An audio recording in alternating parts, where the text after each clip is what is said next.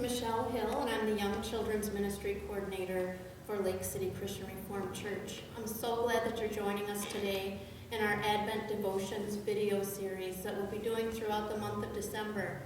As a church, we wanted to have something special for families, especially to participate in together, to help keep us focused not on the presents that might be under the Christmas tree, but on God's most amazing gift of all to us, and that was Jesus. And when I say families, we know that Christmas is for children 1 through 99, so you don't have to have a young family to participate. Feel free, anybody can become involved. And I'm hoping that you picked one of our nativity scene posters up at the Information Center on Sunday. If you didn't, we still have a lot available, so you can pick one up this weekend. But the first thing I'd like you to do as a family is to create your nativity scene. Once you have that done, save the big stars, because we'll add a big star each day as we do our devotions so that we can count down to Jesus' birthday.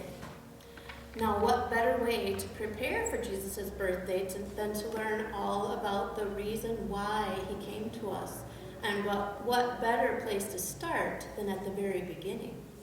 To tell the story, we'll be using these Advent blocks that you see on the table in front of me, and this book called The King is Coming.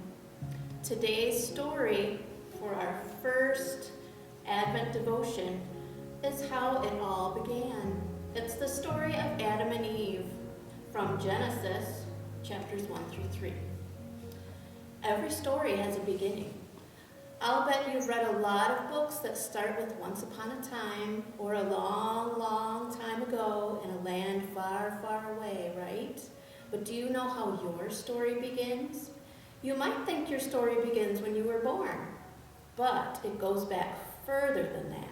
It goes back before you were born, before your parents were born, before your parents' parents' parents' parents were born. In fact, it goes back before anyone was born, all the way back to the very beginning. And in the beginning, there was almost nothing.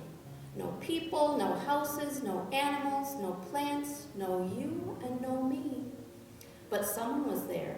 His name was God, and he was ready to write the greatest story that anyone has ever told. It's your story and my story, and the story of every person who ever lived. It's a story about how much God loves his people, about how far away God seems sometimes, and about how far God would go to get his people back. It's a story about God making the wrong things right and the dark things light. As it turns out, it's also the story of Christmas, but I'm getting ahead of myself, so back to the beginning. In the beginning, there was nothing but God. So God looked around and said, let's take this nothing and make something. And that's just what he did. He said, darkness, sorry darkness, I'm making light. And then he said, hey, that's good. He saw empty spaces and said, sorry emptiness, I'm making planets. Then he said, hey, that's good too. He saw an empty earth and said, sorry, boring old empty earth, I'm making meadows and mountains, tiny creeks and enormous oceans, daffodils and dragonflies, hydrangeas and hippos. Then he said, hey, all of this is good. And last of all, he made the best part. Can you guess what it was? People. God made a man named Adam and a woman named Eve. They were special because God made them to think like him and to act like him. So God said, this isn't just good, this is really good. Adam and Eve were like children to God, so it was no surprise that the first thing he said to them was, I love you. Adam and Eve lived every day with God in the garden he made for them, which was called Eden, until something went wrong. God had told Adam and Eve they could eat fruit from all the trees in Eden except one. Don't eat from this tree, God said, or the world will fill up with wrong and darkness. Death will come very close, and I will seem very far away.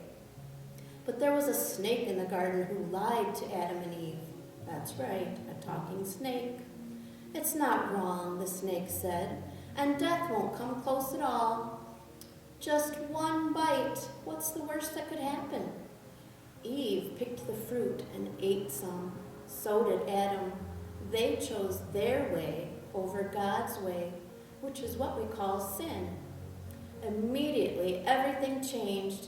God knew what had happened, and his heart began to break.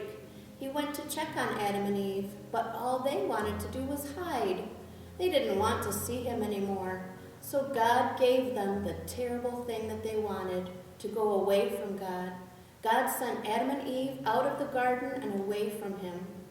In the years to come, when life was difficult, when the ground was hard, when the world was filled with wrong and with darkness, Adam would think back to that garden, and he would remember the day when God was with him and with Eve.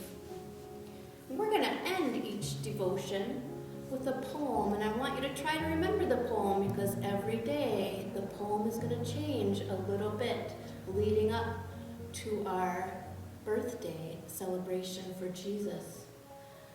But today the poem says, "But outside the garden, God seemed far away. So Adam and Eve began to hope and to pray. God, will you bring us back one day? God, will you come back to stay?"